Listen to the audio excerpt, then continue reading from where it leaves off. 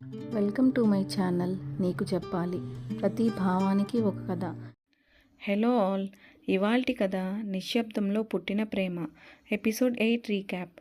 ఆఫీస్లో ఒక పెద్ద అపార్థం, మేఘనపై వచ్చే ఆరోపణ, ఆర్య తీసుకునే కీలక నిర్ణయం. ప్రేమ మొదటిసారి పరీక్షలో పడుతుంది. ఆర్య మౌనం ఆమె పెదవుల మీద మాటయింది. ఎపిసోడ్ 9. ఆ రోజు ఆఫీస్ నుంచి బయటకు వచ్చాక రాత్రి మెల్లగా గడుస్తుంది. వీధి లైట్లు నిశ్శబ్దంగా వెలుగుతున్నాయి. కానీ ఆర్య మేఘన మనసుల్లో ఒక కొత్త రకమైన ప్రశాంతత ఉంది. రెండు మనసులు మౌనంగా, కానీ ఒకరికి ఒకరు ఆసక్తితో కూడిన అనుబంధంతో కలిశాయి. మేఘన బస్టాప్ వైపు నడుస్తుంది. ఆర్య పక్కనే ఉన్నాడు. ప్రతి అడుగు నెమ్మదిగా, ప్రతి దృష్టి లోతుగా ఉంది. మేఘన ఆలోచిస్తుంది.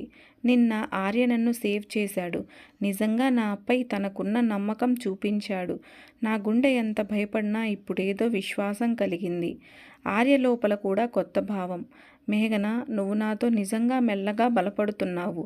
నా నమ్మకం నువ్వు ఎలా అర్థం చేసుకుంటావో చూడాలి. ఆర్య మెల్లగా, మేఘన, ప్రేమ అంటే పూటకోసారి ఐ లవ్ యూ చెప్పడం కాదు. ప్రతిరోజు ఒకరికొకరు అర్థం చేసుకోవడం, నమ్మకం పెంచుకోవడం, చిన్న చిన్న తప్పులను కప్పిపుచ్చుకోవడం, ఇదే ప్రేమ అంటే. మేఘన కొద్దిసేపు మౌనంగా ఉంది. తరువాత, నువ్వేంటో తెలుసుకున్న తరువాత నా గుండె లోతుల్లోంచి నువ్వు నమ్మదగిన వాడవని అనిపించింది. మేఘన, ప్రతి చిన్న క్షణం మనం కలిసి సాధించిన నమ్మకం. ఇది మన ప్రేమను నిజంగా పెంచుతుందా? అవును, కానీ మనం నెమ్మదిగా ఒకరినొకరు ఇంకా బాగా అర్థం చేసుకుందాం. ఎలాంటి బలవంతం లేకుండా ప్రతి ఒక్కరోజు కొత్తగా ఆస్వాదిద్దాం. రెండు మనసులు నిశ్శబ్దంగా కలిశాయి. కానీ ప్రేమలోని లోతైన భావం మాత్రమే స్పష్టంగా ఉంది. ఇంతలో బస్సు వచ్చింది. మేఘన బస్సు ఎక్కుతూ ఒకసారి ఆర్య వైపు చూసి, ఈరోజు నా జీవితంలో ప్రత్యేకంగా గుర్తుండిపోతుంది. ఆర్య, నాకు కూడా ప్రతి చిన్న క్షణం గుర్తుండిపోతుంది. బస్సు వెళ్ళిపోయింది. రెండు మనసులు వేరుగా ఉన్న ఆ నిశ్శబ్ద అనుబంధం మధురంగా ఉంటుంది.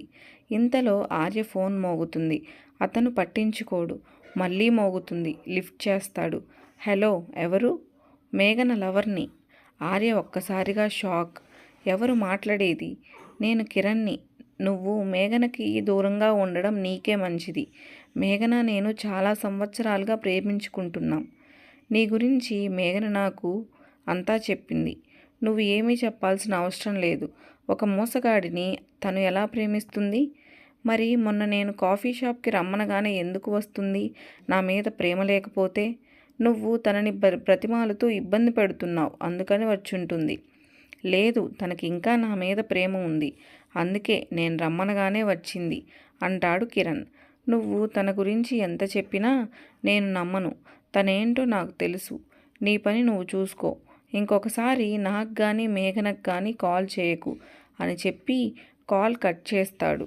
ప్రేమ అంటే ఒక్కసారిగా చెప్పే మాట కాదు, నెమ్మదిగా పెరిగే నమ్మకం.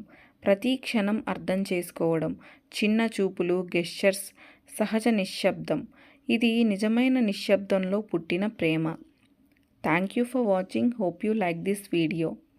ఈ వీడియో కనుక మీకు నచ్చినట్లయితే లైక్ చేయండి,